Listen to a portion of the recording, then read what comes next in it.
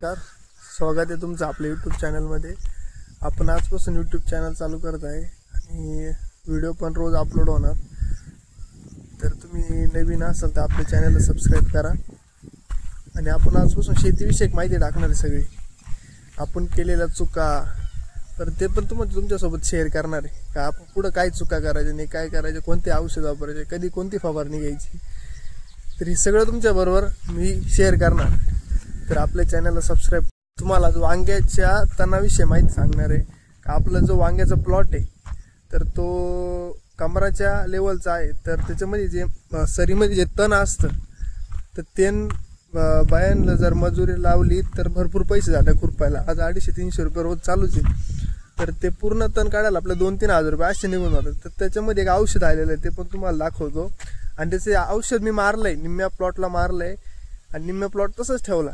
तर तुम्हाला जे रिझल्ट पण दाखवतो आणि आपल्या वांग्याच्या झाडाला काहीच विजा होत नाही, त्याने काही वाफ जरी उडले तरी एक सुद्धा पान जळत नाही। तुम्हाला त्याचा रिझल्ट दाखवतो। हे आपल्या वांग्याच्या प्लॉट मधलं जे सरीतलं गवत ते तुम्ही बघू शकता। मधल्या सरीमध्ये जे गवत आलेलं आहे, लोहाळा आहे, काँग्रेस आहे, गोड गवत आहे, हे सगळं आता मी तुम्हाला हे जे इथं मारलेलंच नाही मी तुम्हाला दाखवण्यासाठी ठेवलंय।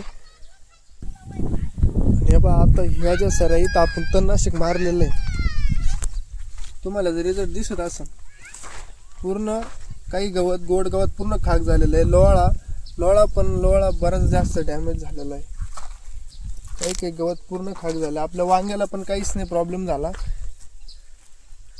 तिथं वांग्याला थोडा उबळा आल्यामुळं ते पानं तसे दिसतात। हा आपला वांग्याचा प्लॉट आहे। आपली वांग्याची जाती मोरपंखी जातीचं वांग आहे आपलं। याला काटे नाही राहत, याला झाडाला पण काटे नाही आणि वांग्याला पण काटे नाही राहत। तर हे औषध वापरलेलं आहे आपण स्वीप पॉवर ग्लुफोसेट अमोनियम, याच्यात 13.5% तुम्ही पाहू शकता। UPL कंपनीचं आहे, ब्रँडेड औषध वापरलेलं आहे आपण।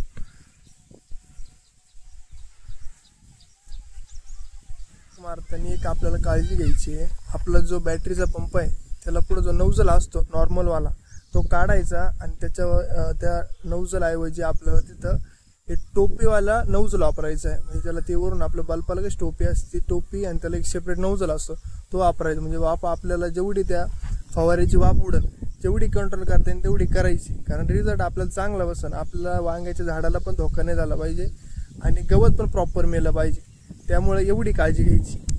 पहिला व्हिडिओ झाला, पहिल्या व्हिडिओमध्ये तुम्हाला वांग्याच्या सरीचं त्या औषधाची माहिती सांगितली UPL कंपनीचं। तुम्हाला माहिती आवडलं असं आपण जर तुम्ही नवीन असाल तर चॅनलला सबस्क्राईब करा आणि आपण इथून पुढे रोज नवीन एक 2 दिवसाला तरी एक आपण व्हिडिओ अपलोड करणार।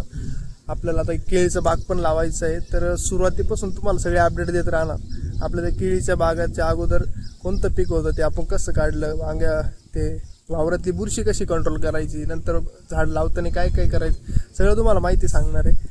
तर तुम्ही आपल्या चॅनल सोबत राहा, मी तुम्हाला सगळी माहिती देत राहीन।